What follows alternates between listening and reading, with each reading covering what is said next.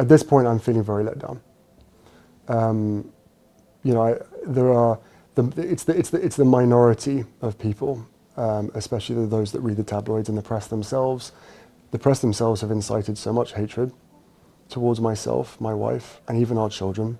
Okay, so you guys know I love a good royal scandal, and this one's got layers. We're talking about Harry, Meghan, King Charles, the whole shebang. It's basically a soap opera, but with palaces and way more money. The big question is, did King Charles really strip Harry of his titles, and if so, why? The story they're spinning is that Harry and Meghan basically forced his hand, but as usual, the truth is probably way more complicated. Let's rewind a bit. Remember when Harry and Meghan stepped down as senior royals? That was huge. Everyone had an opinion. Were they brave, selfish, entitled? Probably a little bit of everything, right? They wanted to be financially independent, which honestly, good for them, but they also wanted to keep some of the perks of being royal, which is where things got sticky. Fast forward a few years and things haven't exactly calmed down. You know, my brother and I love each other. I love him deeply. There has been a lot of pain between the two of us, especially the last 6 years. He was shouting at me, I was shouting back at him. It wasn't nice, it wasn't pleasant at all. And he snapped, and he pushed me to the floor. He knocked you over? He knocked me over. I landed on the dog bowl. You cut your back? Yeah, I cut my back. I didn't know about it at the time. Harry's book, Spare, dropped, and it was like throwing a grenade into the royal family. He aired all the dirty laundry, fights with William, his struggles with being the spare, all of it. It was a media frenzy, and the palace was, understandably, not thrilled. But here's the thing. Even after all that, Harry still technically had his titles. He was still Prince Harry, Duke of Sussex. And that's where this whole latest drama kicks off. Apparently, there was a moment where it looked like the palace was going to reinstate some of Harry's royal duties, or at least acknowledge his titles in some official capacity. Maybe they were trying to extend an olive branch. Who knows with these people? But then, bam. Suddenly, the palace does a complete 180. Not only are they not giving Harry any more responsibility, they're basically erasing him. The official line is that Charles had no choice, that Harry and Meghan crossed some kind of line and the titles had to go. So what was the last straw? Well, there are a couple of stories floating around. One involves a super glam Hollywood party. Apparently, Meghan was at some A-list event,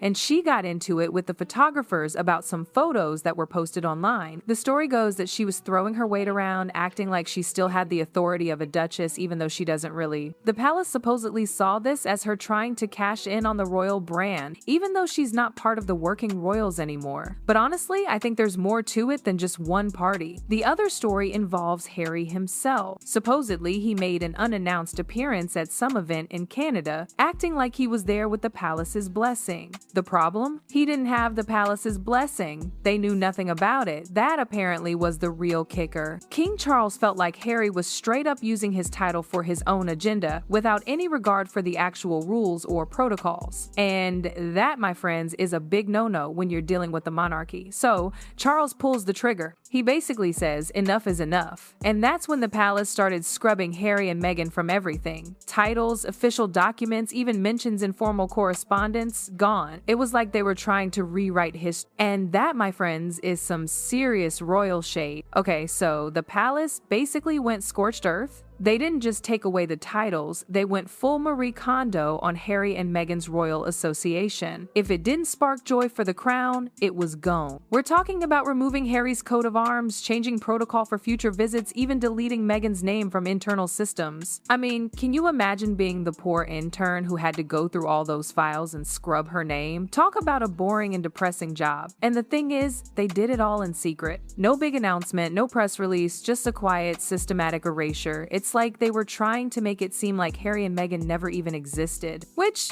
I gotta say is kind of cold. But here's where it gets even more interesting. Apparently, before they dropped the hammer, King Charles had a little chat with the ghost of Queen Elizabeth, or at least that's what some sources are saying. He went to her portrait and was like, "Mom, I'm sorry, but I gotta do this." I mean, come on, talk about dramatic. So what was the fallout? Well, the internet exploded, obviously. Everyone had an opinion, and they weren't afraid to share it. Team Meghan was all about how she was being punished for being an independent woman, while Team Charles was like, good riddance, they were ruining the monarchy anyway. It was a total mess. And the polls? Wild. In Britain, most people were actually on Charles's side. They thought it was about time Harry and Meghan got what was coming to them. But outside of Britain, it was a lot more mixed. People in Canada and Australia were confused, and in Jamaica, they were like, wait, what's going on? But even with all the drama, Charles was laser focused. He didn't care about the optics, he just wanted to protect the crown. He felt like Harry and Meghan had turned their royal status into a brand, and he wasn't having it. So what happens next? Well, the palace is trying to move on. William and Kate are stepping up, taking on more responsibilities,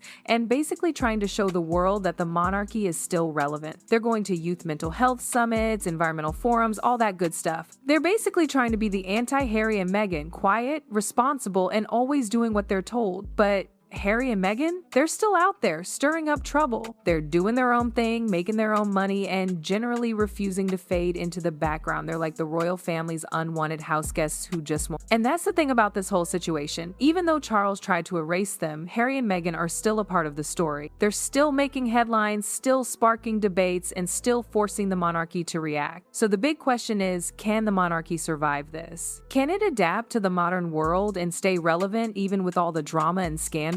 Or is it just a matter of time before the whole thing crumbles? Honestly, I have no idea, but I'll definitely be watching to find out. And I'll be here to break it all down for you when the next royal bombshell drops. Because let's be real, there's always a next royal bombshell. Okay, so you're probably wondering, how does an ancient institution even try to stay relevant in a world of TikTok and Instagram? It's kind of a joke, right? They're trying to be all modern and relatable, but they're still wearing crowns and living in castles. Well, the palace is trying, okay? They're pushing William and Kate hard. These two are now the face of the monarchy, and they're trying to be squeaky clean. No scandals, no drama, just good old-fashioned royal duty. They're showing up at all the right events, saying all the right things, and basically trying to be the perfect royal couple. William's got his Earthshot Prize, which is all about saving the planet, and Kate's working on early childhood education, which is the most wholesome thing ever. They're trying to show that they're not just rich people living in a bubble, they actually care about stuff. But here's the problem. The internet doesn't care. You can be the most perfect royal in the world, but people are still going to have opinions. And those opinions are going to be all over Twitter and TikTok, and there's nothing the palace can do about it. Remember when Kate wore that dress? Everyone had something to say about it. Was it too expensive? Was it too boring? Did it clash with her shoes? It's endless. And the palace can't control any of it. They can put out all the carefully crafted press releases they want, but it doesn't matter. The internet is going to do what the internet does. And then there's Harry and Meghan. Even though they're not technically royals anymore, they're still everywhere. Every time they do anything, it's a huge story. They're on red carpets, they're giving interviews, they're launching new projects. They're basically living their best lives, and the palace can't stand it. Because every time Harry and Meghan do something, it reminds everyone that the monarchy is super outdated. They're out there being all modern and independent, while the rest of the royals are stuck in the past. So the palace is in this weird position where they're trying to be modern, but they can't be too modern because then they'll lose all their tradition and history. And they're trying to control the narrative, but they can't because the internet is always going to have its own version of the story. It's a mess, honestly. I don't know how they're going to pull it off, but I'm definitely going to keep watching because it's the best reality show ever. And there's going to be more drama coming soon. There always is with this family. I mean, they're basically professional drama queens. Let's be real.